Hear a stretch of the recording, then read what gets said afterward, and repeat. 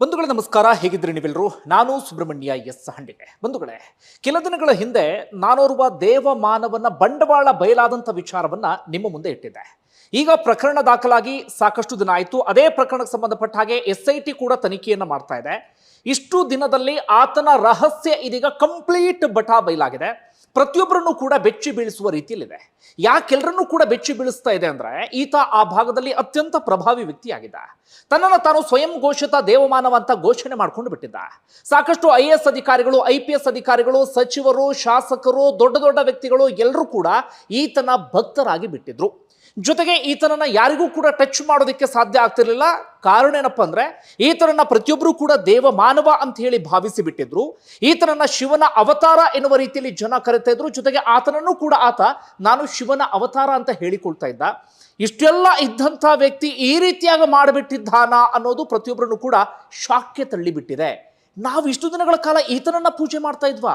ಈತನನ್ನ ನಾವೆಲ್ಲರೂ ಕೂಡ ನಂಬ್ಕೊಂಡು ಬಿಟ್ಟಿದ್ವಾ? ಈತನನ್ನ ನಾವೆಲ್ಲರೂ ಕೂಡ ದೇವರು ಅಂದ್ಕೊಂಡು ಬಿಟ್ಟಿದ್ವಾ ಅಂತ ಜನ ಇದೀಗ ಶಾಕ್ ಆಗಿಬಿಟ್ಟಿದ್ದಾರೆ. ಬಂಧುಗಳೇ, ಇವತ್ತು ಕಂಪ್ಲೀಟ್ ವಿವರವನ್ನ ನಿಮ್ಮ ಮುಂದೆ ಇಡ್ತಾ ಹೋಗ್ತೇನೆ.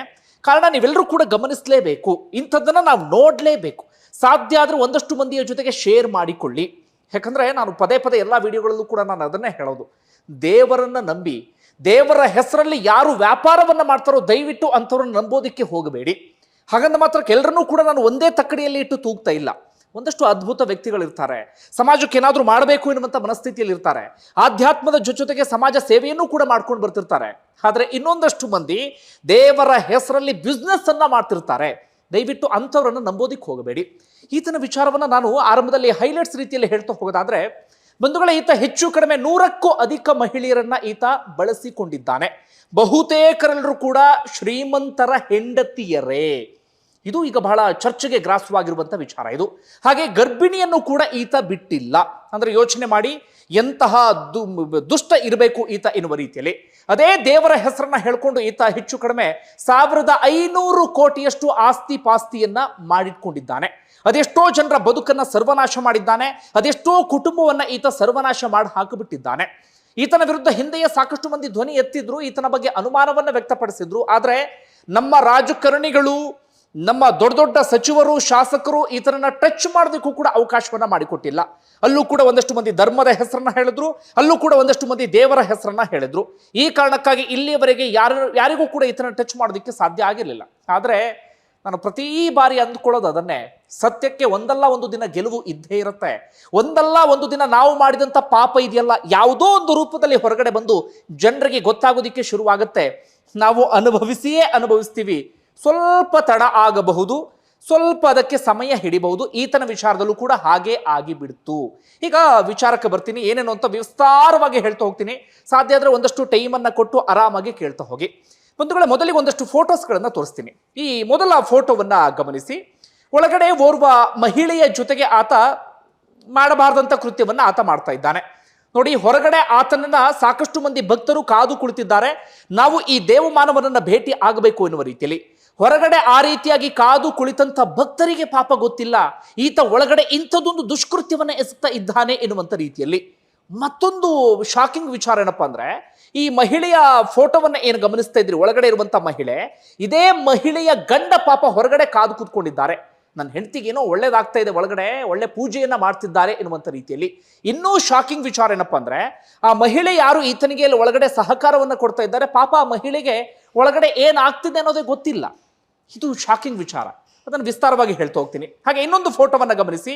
ಈತನ ಪಾದ ಪೂಜೆಯನ್ನ ಓರ್ವ ಮಹಿಳೆ ಮಾಡ್ತಾ ಇದ್ದಾರೆ. ಅವ್ರು ಯಾರು ಅಂದ್ರೆ, ಅಲ್ಲಿನ ಮಹಿಳಾ ಆಯೋಗದ ಅಧ್ಯಕ್ಷೆ, ಬಿಜೆಪಿಯ ಅತ್ಯಂತ ಪವರ್ಫುಲ್ ಆಗಿರುವಂತ ಲೀಡರ್. ಅವರು ಈ ನಕಲಿ ದೇವಮಾನವನ ಪಾದ ಪೂಜೆಯನ್ನ ಮಾಡ್ತಾ ಇದ್ದಾರೆ. ಆತ ಮಾತ್ರ ಒಳ್ಳೆ ಆರಾಮಾಗಿ ಕುತ್ಕೊಂಡಿದ್ದಾನೆ. ಆದ್ರೆ ಒಂದು ಹುದ್ದೆಯಲ್ಲಿ ಇರುವಂತ ಓರ್ವ ಮಹಿಳೆ ಈತನ ಕಾಲಿಗೆ ಪೂಜೆಯನ್ನ ಮಾಡ್ತಾ ಇದ್ದಾರೆ, ಅಥವಾ ನೀರನ್ನ ಹಾಕಿ ತೊಳಿತಾ ಇದ್ದಾರೆ ಈತನ ಪಾದವನ್ನ. ಇವೆಲ್ಲವೂ ಕೂಡ ನಮ್ಮ ದೇಶದಲ್ಲಿ ಮಾತ್ರ ನೋಡೋದಕ್ಕೆ ಸಾಧ್ಯ ಆಗುತ್ತೆ ಅನ್ಸುತ್ತೆ. ಬಂಧುಗಳೇ, ಮತ್ತೊಂದು ಫೋಟೋವನ್ನ ನೋಡಿ. ಇದು ಆತನ ಲಕ್ಕನ್ನ ಬದಲಿಸಿದಂತ ಫೋಟೋ ಇದು. ಇಲ್ಲಿ ಸ್ವತಃ ಮುಖ್ಯಮಂತ್ರಿ, ಅಂದ್ರೆ ಈಗ ಮಾಜಿ ಮುಖ್ಯಮಂತ್ರಿ, ಆಗ ಮುಖ್ಯಮಂತ್ರಿ ಆಗಿದ್ದಂತ ಏಕನಾಥ್ ಶಿಂದೆ ಈತನ ಬಳಿಗೆ ಬರ್ತಾರೆ. ಇಡೀ ಕುಟುಂಬವನ್ನ ಕರ್ಕೊಂಡು ಬಂದು ಈತನ ಬಳಿ ಪೂಜೆಯನ್ನ ಮಾಡಿಸ್ತಾರೆ. ಈತನ ಬಳಿ ತಮ್ಮ ಭವಿಷ್ಯವನ್ನ ಕೇಳ್ಕೊಂಡು ಹೋಗಿಬಿಡ್ತಾರೆ. ನೋಡಿ, ಓರ್ವ ಮುಖ್ಯಮಂತ್ರಿಗಳೇ ಆತನ ಬಳಿ ಬರ್ತಾರೆ ಅಂದಾಗ ಆತನ ಇನ್ಫ್ಲುಯೆನ್ಸ್ ಯಾವ ಮಟ್ಟಿಗಿತ್ತು ಅಂತ ಹೇಳಿ. ಇದೊಂದು ಫೋಟೋ ಆತನ ಲಕ್ಕನ್ನೇ ಬದಲಿಸಿಬಿಡುತ್ತೆ. ಅದು ಹೇಗೆ ಅನ್ನೋದನ್ನು ಕೂಡ ನಾನು ಹೇಳ್ತಾ ಹೋಗ್ತೀನಿ. ಒಟ್ಟಾರೆಗೆ ಈ ಫೋಟೋಸ್ಗಳು ನಿಮಗೆ ಈ ವಿಚಾರವನ್ನು ಅರ್ಥ ಮಾಡಿಸ್ಲಿ ಎನ್ನುವಂಥ ಕಾರಣಕ್ಕಾಗಿ ನಿಮಗೆ ತೋರಿಸ್ತೆ. ಈಗ ಅಸಲಿ ವಿಚಾರಕ್ಕೆ ಬರ್ತೀನಿ. ಬಂಧುಗಳೇ, ಈತನ ಹೆಸರು ಅಶೋಕ್ ಕುಮಾರ್ ಕಾರತ್ ಅಂತ ಹೇಳಿ. ಈತ ಮೂಲತಃ ಮಹಾರಾಷ್ಟ್ರದ ನಾಸಿಕ್ ಭಾಗದವನು. ಮೊದಲು ಈತ ಒಂದು ಸಾಮಾನ್ಯ ಕುಟುಂಬದಲ್ಲಿ ಹುಟ್ಟಿದ್ದ. ಒಂದು STD ಬೂತ್ ಅನ್ನು ನಡೆಸ್ತಾ ಇರ್ತಾನೆ. ಅದಾದ ಬಳಿಕ ಆತ ಅದು ಹೇಗೋ ಮರ್ಚೆಂಟ್ ನೇವಿಯಲ್ಲಿ ಕ್ಯಾಪ್ಟನ್ ಆಗಿ ಕೆಲಸವನ್ನ ಮಾಡೋದಕ್ಕೆ ಶುರು ಮಾಡ್ಕೊಳ್ತಾನೆ. ಆ ಸಂದರ್ಭದಲ್ಲಿ ಆತ ಸಾಕಷ್ಟು ದೇಶಗಳಿಗೆ ಭೇಟಿ ಕೊಡ್ತಾನೆ, ಸಾಕಷ್ಟು ಭಾಷೆಯನ್ನು ಕೂಡ ಕಲಿತಾನೆ. ಒಂದಷ್ಟು ವರ್ಷಗಳ ಕಾಲ ಮರ್ಚೆಂಟ್ ನೇವಿಯಾಗಿ ಕೆಲಸವನ್ನ ಮಾಡ್ತಾನೆ. ಅದಾದ ಬಳಿಕ ತನ್ನ ಪ್ರೊಫೆಷನ್ ಅನ್ನ ಆತನಿಗೆ ಬದಲು ಮಾಡಬೇಕು ಅಂತ ಅನ್ಸತ್ತಂತೆ. ತಾನು ದುಡ್ಡು ಮಾಡಬೇಕು ಅಂತ ಅನ್ಸೋದಿಕ್ಕೆ ಶುರುವಾಗುತ್ತಂತೆ. ದುಡ್ಡು ಮಾಡಬೇಕು ಅಂದ್ರೆ ಆತನಿಗೆ ಹುಡುಕಿಕೊಂಡಂತ ದಾರಿ ಏನೋ ಅಥವಾ ಯೋಚನೆ ಮಾಡಿದ್ದೇನಪ್ಪ ಅಂದ್ರೆ, ನಾನು ಜನರನ್ನ ಮೂರ್ಖರನ್ನಾಗಿ ಮಾಡೋದಕ್ಕೆ ಶುರು ಮಾಡಿದಾಗ ನಾನು ಚೆನ್ನಾಗಿ ದುಡ್ಡು ಮಾಡ್ಬೋದು ಅಂತ ಹೇಳಿ. ಒಂದು ವೇಳೆ ಮತ್ತೊಂದು ವಿಚಾರವನ್ನು ಹೇಳ್ತಾ ಇದ್ದೇನೆ. ನಾನು ಈ ಭವಿಷ್ಯವನ್ನ ನುಡಿತಾರಲ್ಲ ಅಥವಾ ಜ್ಯೋತಿಷ್ಯವನ್ನ ಹೇಳ್ತಾರಲ್ಲ, ಎಲ್ಲರನ್ನೂ ನಾನು ದೂಷಿಸೋಕೆ ಹೋಗೋದಿಲ್ಲ. ಒಂದಷ್ಟು ಮಂದಿ ಜ್ಯೋತಿಷ್ಯ ಶಾಸ್ತ್ರವನ್ನು ಕಲ್ತ್ಕೊಂಡ್ಬಿಟ್ಟು ಅಂದಿರ್ತಾರೆ, ಒಂದಷ್ಟು ಮಂದಿ ಇನ್ನೊಂದೇನೋ ಕಲ್ತ್ಕೊಂಡ್ಬಿಟ್ಟಿರ್ತಾರೆ. ಅದ್ರಲ್ಲಿ ನಿಮ್ಮ ನಂಬಿಕೆ ಇದ್ರೆ ನಂಬಿಕೆ, ಇಲ್ಲ ಅಂತಾದ್ರೆ ಇಲ್ಲ. ನಾನು ಅದನ್ನ ದೂಷಿಸೋಕೆ ಹೋಗಲ್ಲ. ನಾನು ಯಾರೋ ನಂಬಿಕೆಗೆ ಹರ್ಟ್ ಮಾಡೋದಕ್ಕೆ ಹೋಗೋದಿಲ್ಲ. ಆದರೆ ಈತ ಹೇಗೆ ಜನರನ್ನ ಮೂರ್ಖರನ್ನಾಗಿ ಮಾಡ್ದ ಅನ್ನೋದನ್ನು ಮಾತ್ರ ಹೇಳ್ತಾ ಹೋಗ್ತೇನೆ. ಬಂಧುಗಳು, ಇನ್ನೊಂದೇನಂದ್ರೆ, ನಮಗೆ ನಾವು ದೂಷಿಸ್ಕೊಳ್ಬೇಕು. ನಮ್ಮಂತ ಮೂರ್ಖರು ಎಲ್ಲಿಯವರೆಗೆ ಇರ್ತೀವೋ ಅಲ್ಲಿಯವರೆಗೆ ನಮ್ಮನ್ನ ಮೂರ್ಖರನ್ನ ಆಗಿಸುವಂತ ಇಂಥವರು ಕೂಡ ಇರ್ತಾರೆ, ಅಥವಾ ಇಂಥ ನಾಲ್ಕುಗಳು ಕೂಡ ಇರ್ತಾರೆ. ಈತನ ವಿಚಾರಕ್ಕೆ ಬರೋಣ. ಈತ ಮರ್ಚೆಂಟ್ ನೇವಿ ಆಗಿದ್ದ. ಅದಾದ ಬಳಿಕ ಆ ಕೆಲಸವನ್ನು ತೊರಿತಾನೆ. ಅದಾದ ಬಳಿಕ ಏನು ಮಾಡ್ತಾನೆ ಅಂದರೆ, ನಿಧಾನಕ್ಕೆ ನಾನು ಸಂಖ್ಯಾಶಾಸ್ತ್ರವನ್ನು ಕಲಿತಿದ್ದೇನೆ, ನಾನು ಭವಿಷ್ಯವನ್ನು ನುಡಿತೇನೆ ಅಂತ ಹೇಳಿ ತನ್ನನ್ನು ತಾನು ಎಲ್ಲ ಕಡೆಗಳಲ್ಲೂ ಕೂಡ ಪ್ರಚಾರವನ್ನು ಮಾಡಿಕೊಳ್ಳೋದಕ್ಕೆ ಶುರು ಮಾಡ್ಕೊಳ್ತಾನೆ. ಅದರಲ್ಲಿ ಈತ ಮರ್ಚೆಂಟ್ ನೇವಿ ಆಗಿದ್ದ ಕಾರಣಕ್ಕಾಗಿ ಸುಲಲಿತವಾಗಿ ಒಂದು 10ರಿಂದ 15 ಭಾಷೆಯನ್ನು ಈತ ಮಾತಾಡ್ತಾ ಇದ್ದ. ಹಾಗೆ ಈತ ಸಾಕಷ್ಟು ದೇಶಗಳನ್ನು ಸುತ್ತಿದಂಥ ಕಾರಣಕ್ಕಾಗಿ ಅದರ ಬಗ್ಗೆ ಜ್ಞಾನ ಎಲ್ಲವೂ ಕೂಡ ಚೆನ್ನಾಗಿತ್ತು. ಆ ಜ್ಞಾನವನ್ನ, ಭಾಷೆಯ ಮೇಲೆ ಇದ್ದಂಥ ಹಿಡಿತವನ್ನ ಈತ ಏನು ಮಾಡ್ತಾನೆ, ತನ್ನ ಈ ಸಂಖ್ಯಾಶಾಸ್ತ್ರ ಜ್ಯೋತಿಷ್ಯ ಶಾಸ್ತ್ರಕ್ಕೆ ಚೆನ್ನಾಗಿ ಬಳಸಿಕೊಳ್ಳೋದಕ್ಕೆ ಶುರು ಮಾಡ್ಕೊಳ್ತಾನೆ. ಆ ಮಾತಿನ ಕಲೆಯ ಮೂಲಕವೇ ಈತ ಜನರನ್ನ ಸೆಳೆಯೋದಕ್ಕೆ ಶುರು ಮಾಡ್ಕೊಳ್ತಾನೆ. ತನ್ನನ್ನು ತಾನು ಕ್ಯಾಪ್ಟನ್ ಅಂತಲೂ ಕೂಡ ಹೇಳಿಕೊಳ್ಳೋದಕ್ಕೆ ಶುರು ಮಾಡ್ಕೊಳ್ತಾನೆ. ನೋಡ್ತಾ ನೋಡ್ತಾ ನೋಡ್ತಾ ಇದ್ದ ಹಾಗೆ ಈತನ ಬಳಿ ಬರ್ತಾ ಇರುವಂಥ ಜನರ ಸಂಖ್ಯೆ ಜಾಸ್ತಿ ಆಗಿಬಿಡುತ್ತೆ. ಜನರಿಗೆ ಒಂದು ಆತಂಕ, ಭಯ ಎಲ್ಲವೂ ಕೂಡ ಇರುತ್ತಲ್ಲ. ಅವ್ರ ಫ್ಯಾಮಿಲಿಯಲ್ಲಿ ಇದ್ದಂಥ ಯಾವುದೋ ಸಮಸ್ಯೆಯೋ, ಅವರಿಗಿದ್ದಂಥ ಆರೋಗ್ಯ ಸಮಸ್ಯೆಯೋ ಅಥವಾ ಇನ್ನೊಂದು ಮಗದೊಂದು ಅವರಿಗೊಂದು ಭಯ ಇತ್ತಲ್ಲ, ಅದನ್ನೇ ಈತ ಬಂಡವಾಳವಾಗಿ ಬಳಸಿಕೊಳ್ಳೋದಕ್ಕೆ ಶುರು ಮಾಡ್ಕೊಳ್ತಾ ಹೋಗಿಬಿಡ್ತಾನೆ. ಹೇಗೆ ಅಂದರೆ, ನನಗೆ ತಾಂತ್ರಿಕ ವಿದ್ಯೆ ಗೊತ್ತು, ನನಗೆ ವಶೀಕರಣ ಗೊತ್ತು, ನನಗೆ ಮಾಟ ಮಂತ್ರ ಗೊತ್ತು, ನನಗೆ ಅದು ಗೊತ್ತು, ಇದು ಗೊತ್ತು, ಜನರ ಬದುಕನ್ನೇ ಬದಲಿಸಿ ಬಿಡ್ತೀನಿ ಅಂತ ಹೇಳಿ ಬಣ್ಣ ಬಣ್ಣದ ಕಥೆಯನ್ನು ಈತ ಹೇಳ್ತಿರ್ತಾನೆ. ಅದಕ್ಕೆ ಈತ ರಿಮೋಟ್ನಲ್ಲಿ ಕಂಟ್ರೋಲ್ ಮಾಡುವಂಥ ಹಾವು ಅಥವಾ ಈ ಲಿಂಬೆ ಹಣ್ಣುಗಳನ್ನ ಅಥವಾ ಮತ್ತೊಂದು ಮಗದೊಂದ ಆ ಕ್ಷಣಕ್ಕೆ ಜನರನ್ನ ಮೋಡಿ ಮಾಡುವಂಥದ್ದು ಏನೇನು ಬೇಕು ಎಲ್ಲವನ್ನು ಕೂಡ ಆತ ತನ್ನ ಕಚೇರಿಯಲ್ಲಿ ಇಟ್ಕೊಂಡಿರ್ತಾನೆ. ಬರ್ತಾ ಬರ್ತಾ ಬರ್ತಾ ಈತನ ಬಳಿ ಬರ್ತಿರುವಂಥ ಜನರ ಸಂಖ್ಯೆ ಜಾಸ್ತಿ ಆಗೋದಕ್ಕೆ ಶುರುವಾಗುತ್ತೆ. ಅವರು ಬಂದಾಗ ಅದು ಹೇಗೋ ಈತ ಮೋಡಿ ಮಾಡ್ತಾ ಇದ್ದ. ತನ್ನ ಮಾತಿನ ಕಲೆಯ ಮೂಲಕವೋ ಅಥವಾ ಇನ್ನೊಂದು ಯಾವುದ್ರ ಮೂಲಕವೋ ಆತ ಅವ್ರನ್ನೆಲ್ಲರನ್ನೂ ಕೂಡ ಮೋಡಿ ಮಾಡ್ತಾ ಇದ್ದ. ಹೀಗಾಗಿ ಅಲ್ಲಿಗೆ ಬರುವಂಥವ್ರು ಏನು ಮಾಡ್ತಾರೆ, ಇನ್ನೊಂದು 4 ಜನರಿಗೆ ಹೇಳೋದಕ್ಕೆ ಶುರು ಮಾಡ್ಕೊಳ್ತಾರೆ. ಅವ್ರ ಹತ್ರ ಹೋದ್ರೆ ನಿಮಗೆ ಪರಿಹಾರ ಸಿಗುತ್ತೆ ಅಥವಾ ನೆಮ್ಮದಿ ಸಿಗುತ್ತೆ ಎನ್ನುವಂಥ ರೀತಿಯಲ್ಲಿ. ಮೊದಲೇ ಜನ ಬಳಲಿ ಹೋಗಿದ್ರು ಬದುಕಲ್ಲಿ, ಅಂಥವ್ರೆಲ್ಲರೂ ಕೂಡ ಈತನ ಬಳಿ ಬರೋದಕ್ಕೆ ಶುರು ಮಾಡ್ಕೊಳ್ತಾರೆ. ಈತನ ಬಳಿ ಯಾರು ಕೂಡ ಸಾಮಾನ್ಯರು ಬರ್ತಾ ಇರಲಿಲ್ಲ, ಜನಸಾಮಾನ್ಯರು. ಯಾಕಂದ್ರೆ ಈತನ ಫೀಸ್ ಎಲ್ಲವೂ ಕೂಡ ಲಕ್ಷದಲ್ಲೇ ಇರ್ತಾ ಇತ್ತು. ಈತನ ಮಾತು ಕೂಡ ದೊಡ್ಡವರಿಗೆ ತಕ್ಕ ರೀತಿಯಲ್ಲಿ ಇರ್ತಾ ಇತ್ತು. ಹೀಗಾಗಿ ದೊಡ್ಡವರೇ ಈತನ ಬಳಿ ಬರೋದಕ್ಕೆ ಶುರು ಮಾಡ್ಕೊಳ್ತಾರೆ. ಬಂಧುಗಳೇ, ನಾವು ಯಾವಾಗಲೂ ಅಂತಿರ್ತೀವಲ್ಲ, ಚೆನ್ನಾಗಿ ಓದ್ಕೊಂಡಿದ್ರೆ, ಎಜುಕೇಶನ್ ಇದ್ದಂಥವ್ರು ಯಾರ ಬಳಿಯೂ ಕೂಡ ಬಕ್ರ ಆಗೋದಿಲ್ಲ, ಅವರು ಬಹಳ ಬುದ್ಧಿವಂತರು ಎನ್ನುವ ರೀತಿಯಲ್ಲಿ ಈತನ ಬಳಿ ಬಕ್ರ ಆಗ್ತಾ ಇದ್ದಿದೆ. IAS ಅಧಿಕಾರಿಗಳು, IPS ಅಧಿಕಾರಿಗಳು, ಸರ್ಕಾರಿ ಅಧಿಕಾರಿಗಳು, ಒಳ್ಳೆ ಹುದ್ದೆಯಲ್ಲಿ ಇರ್ತಾ ಇದ್ದಂಥವರೇ ಈತನ ಬಳಿಗೆ ಬರ್ತಾ ಇದ್ದಿದ್ದು. ಈತನ ಭಕ್ತರು ಅವರೆಲ್ಲರೂ ಕೂಡ. ಹೀಗೆ ಈತನ ಬಿಸ್ನೆಸ್ ಎಲ್ಲವೂ ಕೂಡ ನಡೆಯೋದಿಕ್ಕೆ ಶುರುವಾಯಿತು. ಬರ್ತಾ ಬರ್ತಾ ಬರ್ತಾ ಈತನ ಬಳಿ ಅಧಿಕಾರಿಗಳು ಬಂದರು, ರಾಜಕಾರಣಿಗಳು ಬಂದರು. ಹೀಗಾಗಿ ಈತನ ಆಶ್ರಮ ದೊಡ್ಡದಾಗೋದಕ್ಕೆ ಶುರುವಾಯಿತು. ಒಂದು ದೇವಸ್ಥಾನವನ್ನು ಕಟ್ಟಿಸ್ತಾನೆ. ಅದಾದ ಬಳಿಕ ಒಂದು ಟ್ರಸ್ಟ್ ಅನ್ನು ಕೂಡ ಸ್ಥಾಪನೆ ಮಾಡ್ತಾನೆ. ನಿಧಾನಕ್ಕೆ ರಿಯಲ್ ಎಸ್ಟೇಟ್ ಬಿಸ್ನೆಸ್ ಅನ್ನು ಕೂಡ ಆರಂಭಿಸಿಬಿಡ್ತಾನೆ ಅಲ್ಲಿ ಬರ್ತಿದ್ದಂಥ ದುಡ್ಡಲ್ಲಿ. ಅದಾದ ಬಳಿಕ ಈ ದೊಡ್ಡವರ ಕಚೇರಿಗಳಿಗೆ ಭೇಟಿ ಕೊಡೋದಕ್ಕೆ ಶುರು ಮಾಡ್ಕೊಳ್ತಾನೆ. ಈತನ ಫೀಸ್ ಕೂಡ ಜಾಸ್ತಿ ಆಗುತ್ತೆ. ಈತನನ್ನ ದೊಡ್ಡವರು ಭೇಟಿ ಆಗಬೇಕು ಅಂದ್ರೆ ಒಂದು ಕನ್ಸಲ್ಟೇಷನ್ಗೆ 50 ಲಕ್ಷ ರೂಪಾಯಿ ಫೀಸನ್ನು ಇಡೋದಕ್ಕೆ ಶುರು ಮಾಡ್ಕೊಂಡು ಬಿಡ್ತಾನೆ. ಲೆಕ್ಕ ಹಾಕಿ, 50 ಲಕ್ಷ ರೂಪಾಯಿ. ಆಶ್ರಮಕ್ಕೆ ಬರ್ತಾ ಇದ್ದಂಥವರಿಗೆ 100 ರೂಪಾಯಿಗೆ 200 ರೂಪಾಯಿಗೆ ಸಿಗುವಂಥ ಹುಣಸೆ ಬೀಜ ಇತ್ತಲ್ಲ, ಅದನ್ನು ಕೊಡ್ತಾ ಇದ್ದ. ಎಷ್ಟು? 2 ಹುಣಸೆ ಬೀಜಕ್ಕೆ 1 ಲಕ್ಷ 2 ಲಕ್ಷ ರೂಪಾಯಿ ಅಂತ ಹೇಳಿ. ಪಾಪ ಜನ ಮೂರ್ಖರಾಗ್ತಾ ಇದ್ರು. ಅಯ್ಯೋ, ಈ ಹುಣಸೆ ಹಣ್ಣಲ್ಲಿ ಏನೋ ಪವಾಡ ನಡೆಯುತ್ತೆ ಅಂತ ಹೇಳಿ ಅದನ್ನು ಪಾಪ ತೆಗೆದುಕೊಂಡು ಹೋಗ್ತಾ ಇದ್ರು. ಜೊತೆಗೆ ಯಾವುದೋ ತೀರ್ಥ ಅಂತ ಕೊಡ್ತಾ ಇದ್ದ, ಅದಕ್ಕೂ ಕೂಡ ಲಕ್ಷಾಂತರ ರೂಪಾಯಿ ಆತ ಫೀಸನ್ನು ಇಡ್ತಾ ಇದ್ದ. ಹೀಗೆ ಎಲ್ಲದಕ್ಕೂ ಕೂಡ ಈತ ಎಣಿಸ್ತಾ ಇದ್ದಿದ್ದು ಲಕ್ಷ ಲಕ್ಷ ಲಕ್ಷ. ಅದು ಹೇಗೆ ಜನರು ಈತನ ನಂಬ್ತಾ ಇದ್ರು ಗೊತ್ತಿಲ್ಲ. ಒಂದೇ ಈತನಲ್ಲಿ ಇದ್ದಂಥ ಮಾತಿನ ಕಲೆ, ಮೋಡಿ ಮಾಡುವಂತಹ ಕಲೆ, ತಂತ್ರ ಮಂತ್ರ, ಇನ್ನೊಂದು ಅಂತ ಹೇಳಿ ಅವರಿಗೆ ಒಂದು ರೀತಿಯಲ್ಲಿ ಕಣ್ಕಟ್ಟು ಅಂತೀವಲ್ಲ, ಆ ರೀತಿಯಾಗಿ ಮಾಡಿ ಕಳಿಸ್ತಾ ಇದ್ದ. ಓಕೆ, ಈತನ ಬಿಸ್ನೆಸ್ ಆರಾಮಾಗಿ ನಡೀತಾ ಇತ್ತು, ಯಾವುದೇ ಸಮಸ್ಯೆ ಇರಲಿಲ್ಲ. ಒಂದಷ್ಟು ಜನ ಆಗಾಗ ವಾಯ್ಸ್ ರೈಸ್ ಮಾಡ್ತಾ ಇದ್ರು, ಒಂದಷ್ಟು ಜನ ಪ್ರಶ್ನೆ ಮಾಡ್ತಾ ಇದ್ರು. ಆಗ ಧರ್ಮವನ್ನು ಅಡ್ಡ ತರ್ತಾ ಇದ್ದ. ಹಿಂದೂ ಧರ್ಮದ ಮೇಲೆ ದಾಳಿ ಆಗ್ತಾ ಇದೆ, ದೇವರ ಮೇಲೆ ದಾಳಿ ಆಗ್ತಿದೆ ಎನ್ನುವಂಥ ರೀತಿಯಲ್ಲಿ. ಹೀಗಾಗಿ ಯಾರಿಗೂ ಕೂಡ ಈತನ ಟಚ್ ಮಾಡೋದಕ್ಕೆ ಸಾಧ್ಯ ಆಗಲಿಲ್ಲ. ಬರ್ತಾ ಬರ್ತಾ ಬರ್ತಾ ಒಂದು ದಿನ ಏನಾಗ್ಬಿಡುತ್ತೆ, 2022 ಸಂದರ್ಭದಲ್ಲಿ ಮಹಾರಾಷ್ಟ್ರ ಮುಖ್ಯಮಂತ್ರಿ ಆಗಿದ್ದಂತ ಏಕನಾಥ್ ಶಿಂದೆ ಕುಟುಂಬ ಸಮೇತವಾಗಿ ಈತನ ಕಚೇರಿಗೆ ಯಾವಾಗ ಭೇಟಿ ಕೊಟ್ಟು ಬಿಟ್ರು, ಈತನ ಬದುಕು ಸಂಪೂರ್ಣವಾಗಿ ಬದಲಾಗಿ ಹೋಗಿಬಿಡುತ್ತೆ. ಈತ ದೊಡ್ಡ ಇನ್ಫ್ಲೂಯೆನ್ಷಿಯಲ್ ಪರ್ಸನ್ ಆಗಿ ಬೆಳೆದು ನಿಂತು ಬಿಡ್ತಾನೆ. ಅದಾದ ಬಳಿಕ ಪೊಲೀಸ್ ಇಲಾಖೆಯಿಂದ ಹಿಡಿದು ದೊಡ್ಡ ದೊಡ್ಡ ಇಲಾಖೆಯ ಅಧಿಕಾರಿಗಳಿಂದ ಹಿಡಿದು ದೊಡ್ಡ ದೊಡ್ಡ ರಾಜಕಾರಣಿಗಳಿಂದ ಹಿಡಿದು ಮಹಿಳಾ ಆಯೋಗದ ಅಧ್ಯಕ್ಷರಿಂದ ಹಿಡಿದು ಪ್ರತಿಯೊಬ್ಬರು ಕೂಡ ಈತನ ಮುಂದೆ ಮಂಡಿ ಇರೋದಕ್ಕೆ ಶುರು ಮಾಡ್ಕೊಳ್ತಾರೆ, ಈತನಿಗೆ ಕಾಲಿಗೆ ಬೀಳೋದಕ್ಕೆ ಶುರು ಮಾಡ್ಕೊಳ್ತಾರೆ. ಯಾಕಂದ್ರೆ ಈತ ಮುಖ್ಯಮಂತ್ರಿಗಳು ಭೇಟಿ ಕೊಟ್ಟ ಬಳಿಕ ದೊಡ್ಡ ಇನ್ಫ್ಲೂಯೆನ್ಷಿಯಲ್ ವ್ಯಕ್ತಿಯಾಗಿ ಬೆಳೆದು ನಿಂತಾನೆ. ಅಂದ್ರೆ ಈತ ಯಾರಿಗೊಬ್ಬರಿಗೆ ಟಿಕೆಟ್ ಕೊಡಿಸುವಷ್ಟರ ಮಟ್ಟಿಗೆ ಪವರ್ಫುಲ್ ಆಗ್ತಾನೆ, ಈತ ಯಾರಿಗೋ ಪ್ರಮೋಷನ್ ಕೊಡಿಸುವಷ್ಟರ ಮಟ್ಟಿಗೆ ಪವರ್ಫುಲ್ ಆಗ್ತಾನೆ, ಈತ ಇನ್ನೊಬ್ಬರ ಬದುಕನ್ನ ಬದಲಿಸುವಷ್ಟರ ಮಟ್ಟಿಗೆ ಪವರ್ಫುಲ್ ಆಗಿಬಿಡ್ತಾನೆ. ಅಂದ್ರೆ ತನ್ನ ಆ ಇನ್ಫ್ಲೂಯೆನ್ಸ್ ಬೆಳೆಸ್ಕೊಂಡಿದ್ನಲ್ಲ ಆ ಮೂಲಕ ಈ ರೀತಿಯಾಗಿ ಬದುಕು ಚೆನ್ನಾಗಿ ನಡ್ಕೊಂಡು ಹೋಗ್ತಾ ಇತ್ತು. ಯಾವುದೇ ರೀತಿಯಲ್ಲೂ ಕೂಡ ಸಮಸ್ಯೆ ಇರಲಿಲ್ಲ. ಆತ ಹೇಗೆ ಮೋಸ ಮಾಡ್ತಾ ಇದ್ದ, ಹೇಗೆ ಜನರ ಬದುಕನ್ನ ಹಾಳು ಮಾಡ್ತಾ ಇದ್ದ, ಒಂದು ವಿಚಾರವೂ ಹೊರಗಡೆ ಬರಲಿಲ್ಲ, ಯಾರೂ ಕೂಡ ಬಾಯಿ ಬಿಡಲಿಲ್ಲ. ಯಾಕಂದ್ರೆ ಪೊಲೀಸ್ ಇಲಾಖೆನ ತನ್ನ ಕಂಟ್ರೋಲ್ ಇಟ್ಕೊಂಡಿದ್ದ, ಇಡೀ ವ್ಯವಸ್ಥೆಯನ್ನ ಕಂಟ್ರೋಲ್ ಇಟ್ಕೊಂಡಿದ್ದ. ಜೊತೆಗೆ ದೇವರು ಧರ್ಮದ ಹೆಸರಲ್ಲಿ ನಮ್ಮ ಜನ ಆರಾಮಾಗಿ ಇದಾಗ್ಬಿಡ್ತಾರಲ್ಲ, ಅದೆಲ್ಲವನ್ನು ಕೂಡ ಈತ ಬಳಸ್ಕೊಳ್ಳೋಕೆ ಶುರು ಮಾಡ್ಕೊಳ್ತಾನೆ. ಹೀಗೆ ಚೆನ್ನಾಗಿತ್ತು. ಆದ್ರೆ ಬದುಕು ಒಂದು ಹಂತಕ್ಕೆ ಬದಲಾಗಿ ಬಿಡುತ್ತೆ. ಈತನ ಕರ್ಮಗಳೆಲ್ಲವೂ ಕೂಡ ಹೊರಗಡೆ ಬರುತ್ತೆ. ಯಾವಾಗ ಅಂದ್ರೆ ಈತನ ಕಚೇರಿಯಲ್ಲಿ ನೀಲೇಶ್ ಜಾಧವ್ ಎನ್ನುವಂಥ ವ್ಯಕ್ತಿಯೊಬ್ಬ ಕೆಲಸ ಮಾಡ್ತಾ ಇದ್ದ. ಈತ ಈ ಮಾಡ್ತಾ ಇದ್ದಂಥ ಅಕ್ರಮಗಳೆಲ್ಲವನ್ನೂ ಕೂಡ ನೋಡ್ಕೊಂಡು ಬಿಟ್ಟಿದ್ನಲ್ಲ, ಹೀಗಾಗಿ ಈತ ಏನು ಮಾಡಿದ್ದು, ಒಂದು ಸ್ಪೈ ಕ್ಯಾಮ್ರಾವನ್ನ ಇಟ್ಟಿದ್ದ. ಅದರಲ್ಲೆಲ್ಲ ವಿಡಿಯೋಗಳು ಕೂಡ ರೆಕಾರ್ಡ್ ಆಗ್ತಾ ಇತ್ತು. ಯಾವತ್ತೂ ಒಂದು ದಿನ ನನಗೆ ಯೂಸ್ ಆಗಬಹುದು ಎನ್ನುವ ರೀತಿಯಲ್ಲಿ ಆ ನೀಲೇಶ್ ಜಾಧವ್ ಎಲ್ಲವನ್ನು ಕೂಡ ರೆಕಾರ್ಡ್ ಮಾಡಿ ಇಟ್ಕೊಂಡಿದ್ದ. ಒಂದು ಕಡೆಯಿಂದ ಈ ಒಂದು ಕ್ಯಾಮ್ರಾ, ಮತ್ತೊಂದು ಕಡೆಯಿಂದ ಸ್ವಾಮೀಜಿ ಅಂತ ಇದ್ನಲ್ಲ ದೇವಮಾನವ, ಆತನು ಕೂಡ ಒಂದು ಕ್ಯಾಮ್ರಾವನ್ನ ಇಟ್ಟು ಆತನು ಕೂಡ ವಿಡಿಯೋ ಎಲ್ಲವನ್ನು ಕೂಡ ಮಾಡ್ಕೊಳ್ತಾ ಇದ್ದ. ಹೀಗಿದ್ದಾಗಲೇ ಏನಾಗ್ಬಿಡುತ್ತೆ ಅಂದ್ರೆ, ಇತ್ತೀಚೆಗೆ ಕೆಲ ದಿನಗಳ ಹಿಂದೆ ಓರ್ವ ಉದ್ಯಮಿಯ ಪತ್ನಿಗೆ ಆತನ ಕಚೇರಿಯಲ್ಲಿ ಕೆಲಸ ಮಾಡುವಂಥ ಸಿಬ್ಬಂದಿ ಒಂದು ಫೋಟೋವನ್ನು ಕಳಿಸ್ತಾನೆ ವಾಟ್ಸಪ್ಗೆ. ನೋಡಿ, ನಿಮ್ದೊಂದು ಫೋಟೋ ಇದೆ, ನನಗೆ ದುಡ್ಡು ಕೊಟ್ಟಿಲ್ಲ ಅಂತಾದರೆ ನಾನು ಇದನ್ನು ಏನು ಬೇಕಾದರೂ ಮಾಡ್ತೀನಿ, ನನ್ನ ಹತ್ರ ವಿಡಿಯೋ ಕೂಡ ಇದೆ ಅಂತ ಹೇಳಿ. ಆ ಮಹಿಳೆಗೆ ತಕ್ಷಣ ನಂಬೋದಕ್ಕೆ ಸಾಧ್ಯ ಆಗಲಿಲ್ಲ. ಅವರು ಇಮೇಜ್ ಅಂದ್ಕೊಳ್ತಾರೆ. ಆದರೂ ಕೂಡ ಯಾಕೋ ಹೀಗಾಗಿದೆಯಲ್ಲ ಅಂತ ಹೇಳಿ ಆತನ ಒಂದು ದೇವಸ್ಥಾನದಲ್ಲಿ ಭೇಟಿ ಆಗ್ತಾರೆ.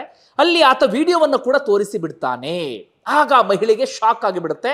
ಇಂಥದ್ದೊಂದು ವಿಡಿಯೋ ಇದೆ ಅನ್ನೋದೇ ಆ ಮಹಿಳೆಗೆ ಗೊತ್ತಿರಲಿಲ್ಲ. ಯಾಕೆ ಅಂತ ಈಗ ಹೇಳ್ತೀನಿ ಕೇಳಿ. ಬಂಧುಗಳು, ಏನಾಗ್ತಿತ್ತು ಅಂದ್ರೆ ಈತನ ಕಚೇರಿಗೆ ಅಂದ್ರೆ ಯಾವ್ಯಾವ ರೀತಿಯಲ್ಲಿ ಈತ ಶೋಷಣೆ ಮಾಡ್ತಿದ್ದ ಮಹಿಳೆಯರನ್ನ ಅನ್ನೋದನ್ನ ಹೇಳ್ತೀನಿ ಕೇಳಿ. ಬಂಧುಗಳೇ, ಈತನ ಕಚೇರಿಗೆ ಭೇಟಿ ಕೊಡ್ತಾ ಇದ್ರಲ್ಲ, ಅವ್ರಿಗೆ ಏನು ಮಾಡ್ತಾ ಇದ್ದ ಅಂದ್ರೆ, ಈತ ಕಚೇರಿಯ ಒಳಗಡೆ ಕರೆಸ್ಕೊಂಡು ನಿಮಗೆ ತೀರ್ಥವನ್ನ ಕೊಡ್ತೀನಿ ಅಂತ ಹೇಳಿ ತೀರ್ಥವನ್ನ ಕೊಡ್ತಾ ಇದ್ದ. ಆ ತೀರ್ಥದಲ್ಲಿ ಮತ್ತು ಬರುವಂತ ಔಷಧಿ ಅಥವಾ ಅಮಲು ಬರಿಸುವಂತ ಔಷಧಿಯನ್ನ ಆತ ಕೊಡ್ತಾ ಇದ್ದ. ಆ ತೀರ್ಥವನ್ನ ಕುಡಿತಾ ಇದ್ದ ಹಾಗೆ ಮಹಿಳೆಯರು ಒಂದು ರೀತಿಯಲ್ಲಿ ನಶೆ ಏರಿದವರ ರೀತಿಯಲ್ಲಿ ಅಥವಾ ಅಮಲು ಏರಿದವರ ರೀತಿಯಲ್ಲಿ ಆಗ್ತಾ ಇತ್ತು. ಅವರಿಗೆ ನಾವು ಏನು ಮಾಡ್ತಾ ಇದ್ದೀವಿ ಅನ್ನೋದೇ ಗೊತ್ತಾಗ್ತಾ ಇರಲಿಲ್ಲ. ಆ ಸಂದರ್ಭದಲ್ಲಿ ಆ ಮಹಿಳೆಯರನ್ನ ತನಗೆ ಬೇಕಾದ ರೀತಿಯಲ್ಲಿ ಆತ ಬಳಸಿಕೊಳ್ತಾ ಇದ್ದ. ಅದನ್ನ ವಿಡಿಯೋ ರೆಕಾರ್ಡ್ ಮಾಡಿಟ್ಕೊಳ್ತಾ ಇದ್ದ. ಮುಂದೆ ಏನು ಮಾಡ್ತಾ ಇದ್ದ ಅಂದ್ರೆ, ಅದೇ ವಿಡಿಯೋವನ್ನ ಆ ಮಹಿಳೆಯರಿಗೆ ತೋರಿಸಿ ಎರಡು ರೀತಿಯಲ್ಲಿ ಹೆದರಿಸ್ತಾ ಇದ್ದ. ಒಂದು, ನೋಡಿ ಈ ವಿಡಿಯೋ ಇದೆ, ನಿಮ್ಮ ಗಂಡನ ತೋರಿಸ್ತೀನಿ, ಮನೆಯವರಿಗೆ ತೋರಿಸ್ತೀನಿ, ಅಥವಾ ಇನ್ನೊಂದೇನೋ ಮಾಡ್ತೀನಿ, ನನಗೆ ಮುಂದೆ ಎಲ್ಲ ರೀತಿಯಲ್ಲೂ ಕೂಡ ಸಹಕಾರವನ್ನ ಕೊಡಬೇಕು ಅಂತ ಹೇಳಿ.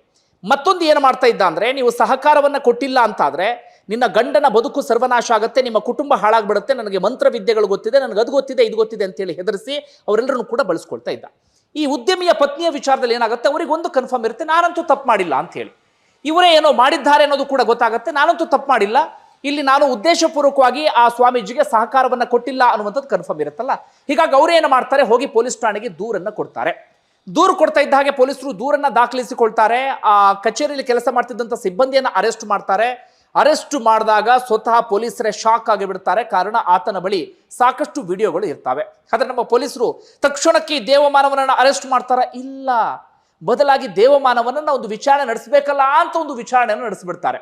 ನೋಡಿ ಸ್ವಾಮೀಜಿ, ಹಿಂಗೆಲ್ಲ ಆಗಿದೆ, ಏನು ಕತೆ ಅಂತೇಳಿ. ಆಗ ಆ ದೇವಮಾನವ ಹೇಳ್ತಾನೆ, ಇಲ್ಲ, ಇದು ಏನೋ ನಕಲಿ ವಿಡಿಯೋ, ನನ್ನನ್ನು ಯಾರೋ ಬ್ಲ್ಯಾಕ್ ಮೇಲ್ ಮಾಡ್ತಾ ಇದ್ದಾರೆ ಅಂತೇಳಿ.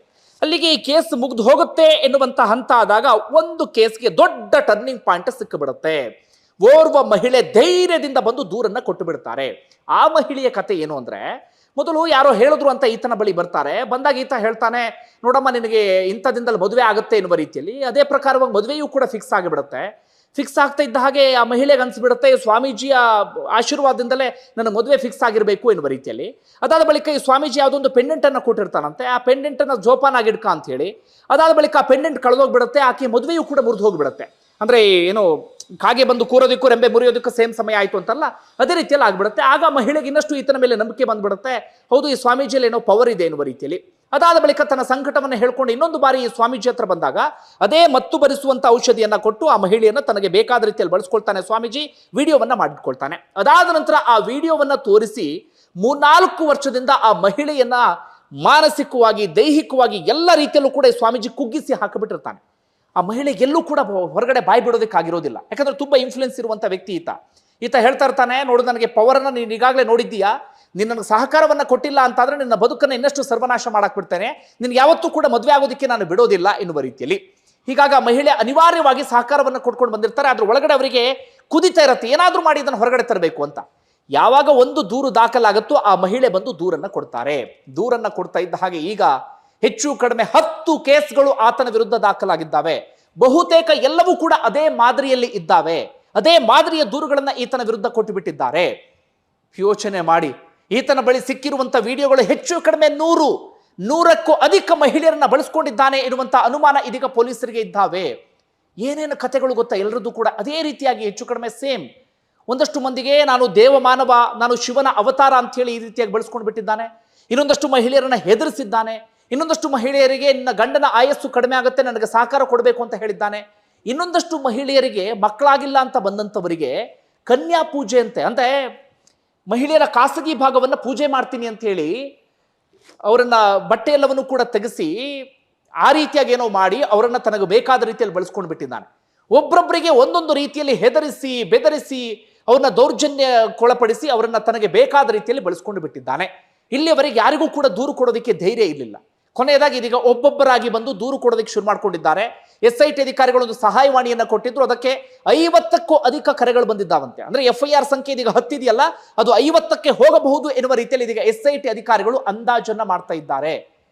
ಗರ್ಭಿಣಿ ಮಹಿಳೆಯನ್ನು ಕೂಡ ಈತ ಬಿಟ್ಟಿಲ್ಲ, 7 ತಿಂಗಳ ಗರ್ಭಿಣಿಯನ್ನು ಕೂಡ. ಅಂದ್ರೆ ಯೋಚನೆ ಮಾಡಿ, ಇನ್ನೊಂದು ಯಾರೋ ಮಹಿಳೆಗೆ ಮಗುವನ್ನು ಕೂಡ ತೆಗೆಸ್ಬಿಟ್ಟಿದ್ದಾನೆ ಅಂತ ಈತ. ಇನ್ನು ಏನೇನೋ ಕರ್ಮಗಳಿದ್ದಾವೆ. ಈಗ ಗೊತ್ತಾಗ್ತಿರುವಂತ ಇನ್ನೊಂದು ವಿಚಾರ ಅಂದ್ರೆ ಬರೋಬ್ಬರಿ ಇದೇ ಹೆಸರಲ್ಲಿ 1500 ಕೋಟಿಯಷ್ಟು ಆಸ್ತಿಯನ್ನ ಕೂಡ ಈತ ಸಂಪಾದನೆ ಮಾಡಿದ್ದಾನೆ.